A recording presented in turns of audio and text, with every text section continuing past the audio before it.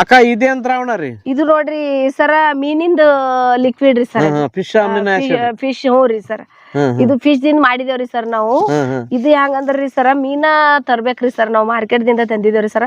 ಅದು ಮೀನಾ ಎಷ್ಟ್ 1 kg ಮೀನಾ ತಂದೇವ್ ಅಂದ್ರೆ 1 kg ಅಷ್ಟು ಬೆಲ್ಲ ಹಾಕ್ಬೇಕ್ರಿ ಸರ್. ಅದು ಮೀನಾ ತಂದ್ಮೇಲೆ ನಾವ್ ಅದೆಲ್ಲ ಸಾಫ್ ಮಾಡಿ ಅದೆಲ್ಲ ಇದು ಮಾಡಿ ಮಾಡ್ಬಾರ್ದ್ರಿ ಸರ್. ಅದು ನಾವ್ ಹೆಂಗ್ ಡೈರೆಕ್ಟ್ ತಂದೇವೋ ಕಚ್ಚ ಇದು ಮಾಡಿ ಅದ್ ಕರಳು ಎಲ್ಲ ಏನ್ ಇರ್ತದ ಅದು ಅದ್ರ ಸಮೇತ ಕಟ್ ಮಾಡಿ ಹಾಕ್ಬೇಕ್ರಿ ಸರ್ ಅದ್ರದಾಗ. ಅದು 1 kg ಮೀನಾ ತಂದೇವ್ 1 kg ಬೆಲ್ಲ ಹಾಕ್ಬೇಕ್ರಿ ಸರ್. ಅದು ಹಾಕಿ ನಾವು ನೆನೆಯಲ್ಲಿ ಬಿಡ್ಬೇಕ್ರಿ ಸರ್, ಚಂದ ಮಿಕ್ಸ್ ಮಾಡಿ ಮ್ಯಾಲ ಮುಚ್ಚಿ ಬಿಡ್ಬೇಕ್ರಿ ಸರ್. ಅದು 3 ತಿಂಗಳು ಬಿಡ್ಬೇಕ್ರಿ ಸರ್. ಅದು 3 ತಿಂಗಳು ಬಿಟ್ಟ ಮೇಲೆ ಸರ ಇದು ಪೂರ್ತಿ ಜೇನ್ ತುಪ್ಪ ಆದಂಗ ಆಗ್ಯದ್ರಿ ಸರ್. ಪೂರ್ತಿ ಹೆಂಗ್ ಆಗ್ಯದ ನೋಡ್ರಿ ಸರ್.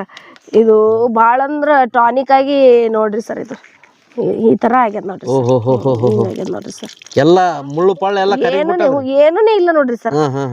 ಪ್ಯೂರ್ ಆಗ್ಯದ ನೋಡ್ರಿ ಸರ್. ಇದು ಕೈಗ್ ಸುನೆ ಏನು ಹತ್ತಲ್ರಿ ಸರ್. ಇದು ಈ ತರ ಆದಾಗ ನಾವು ಇದು ಪಂಪಲ್ಲಿ ಹಾಕಿ ನಾವು ಇದು ಮಾಡ್ಬೋದ್ರಿ ಸರ್.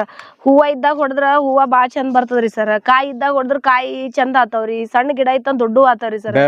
ಬೆಳವಣಿಗೆ ಅದೆಲ್ಲ ತರ ಇದು ರಾಮಬಾಣ ಆತದ ನೋಡ್ರಿ ಸರ್. ಎಷ್ಟು ಪ್ರಮಾಣದಾಗ ಕೊಡ್ಬೇಕ್ರಿ ಇದು ನೋಡ್ರಿ ಸರ, ಇವೇ ಎಲ್ಲಾ ಬೆಳೆಗಳಿಗೆ ಹಾಕ್ಬೇಕ್ರಿ ಸರ. ಸಣ್ಣ ಗಿಡ ಇದ್ರ 2 ml 1 ಲೀಟರ್ ನೀರಿಗೆ ಹಾಕಿ ನಾವು ಸ್ಪ್ರೇ ಮಾಡ್ಬೇಕ್ರಿ.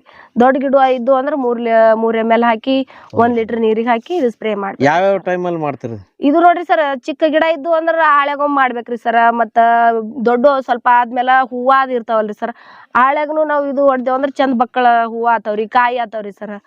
ಎಲ್ಲಾ ತರ ಚಲೋ ಆತಾವ್ರಿ ಸರ್. ಇದು ಅದ್ರ ಸಂಬಂಧ ನಾವು ಇದು ಕೊಟ್ಟಿದ್ದೇವೆ.